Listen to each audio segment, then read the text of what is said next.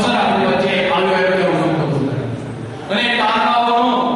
જેમને તારકાઓને આપણી વચ્ચે ઉપસ્થિત કરવાનો જે અવસર આપ્યો છે એમાં મુખ્યત્વે એમના માતા પિતા જેમણે એમણે જોયેલા સપના ટચીને પોતાના બાળકો માટે અને પોતાના બાળકો સારું શિક્ષણ લે એ માટે એમણે પોતાની આખી જીવનની કમાણી અને એમણે જોયેલા સપનાને ટચીને બાળકો ઉપર સવારથી સૂઈ ત્યાં સુધીનો ઉઠે ત્યાંથી પાછા સૂઈ ત્યાં સુધી મહેનત કરીને એમને માર્ગદર્શન આપીને એને સારું ટ્યુશન આપીને સારું શિક્ષણ આપીને અને એક સારી રીતે એમને સારા બોધપાઠ આપીને એક તારણા બનાવ્યા એટલે તારણા એટલા માટે કહું છું કે સમાજની અંદર દરેક વિદ્યાર્થીઓ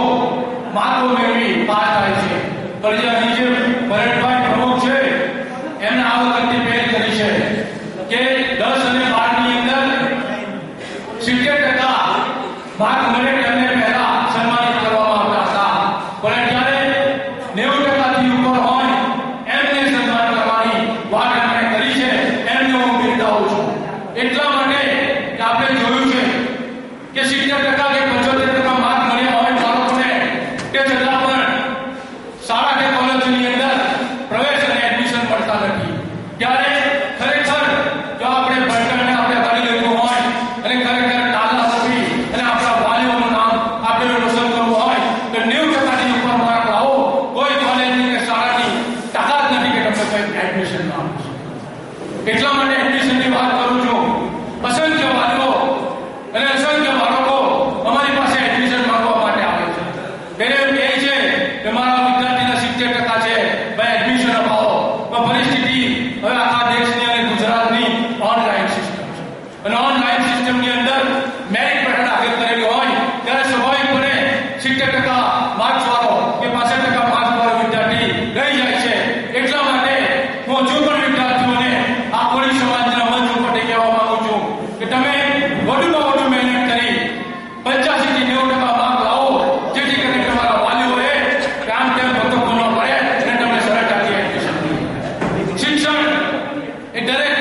વાલીઓ અને વિદ્યાર્થીઓ માટે ખૂબ જ મહત્વનો ભાગ છે એટલા માટે મહત્વનો ભાગ છે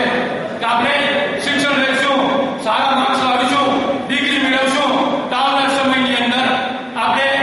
સારી સારી જગ્યાઓ પર જોબ કરીશું ધંધો કરી શકીશું અને આપણે સુખી જીવન જીવી શકીશું આપણા વાલીઓ જેમણે એમની પોતાની પૂરી જિંદગી ટચીને કે આપણા પોતાની સમય પસાર કર્યો છે તેમને સુખી આપણે રાખી શકીશું એટલે મિત્રો આજે કોમ્પિટિશનનો જમાનો છે શિક્ષણ નહીં કરીશું તો સ્વાભાવિકપણે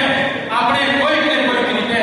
દરેક રીતે પાછળ પડીશું એટલે જો કોળી સમાજનું જો આપણે કામ કરવું હોય કોળી સમાજની જો સાચી સેવા કરવી હોય તો શિક્ષણ પડે છે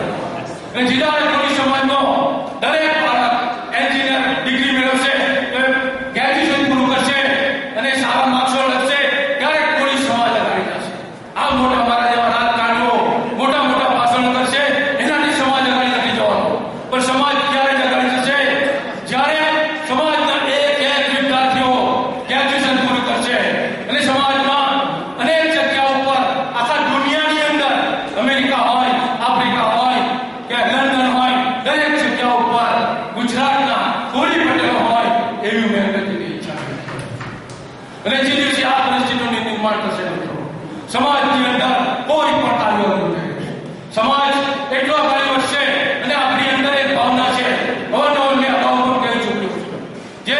બીજી સમાજ પરથી આપણે વોટ લેવાની જરૂર છે વિપિનભાઈ પાસે હાથ લાંબો કરવાની જગ્યા નથી પડી જે રકમ માગે તે આજ સુધી આપી છે એવા વિપિનભાઈ આપણે બધી કાર્યોની વધારે એક કોન્ફરન્સ હોલ આપણે પાછળ આપણે બનાવવાનો છે એસી કોન્ફરન્સ હોલ બનશે એની અંદર સવાસો વ્યક્તિઓ છે શ્રી વિપિનભાઈએ એના માટે પણ આપણને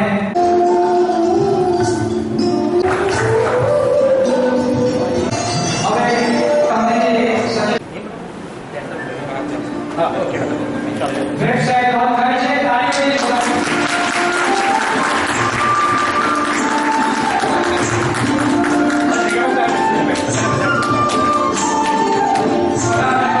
વેબસાઇટ બનાવવાની ખૂબ ઈચ્છા હતી, જે આ મહેનતમાં પૂરી થઈ છે અને આજે એનું લોન્ચિંગ થઈ ગયું છે. એનો મને ખૂબ આનંદ છે કે સમાજ માટે કંઈ મને પણ સેવા કરવાની તક મળી છે, એ પણ મારા જ ફિલ્ડમાં. આ વેબસાઇટનું હોમ પેજ છે, એ આપ જોઈ શકો છો. વેબસાઇટની અંદર અમે મોટે ભાગે બધા જ ટોપિક જે સમાજને ઉપયોગી બને તે કવર કરવામાં આવ્યા છે. આ સૌપ્રથમ જોઈ શકો છો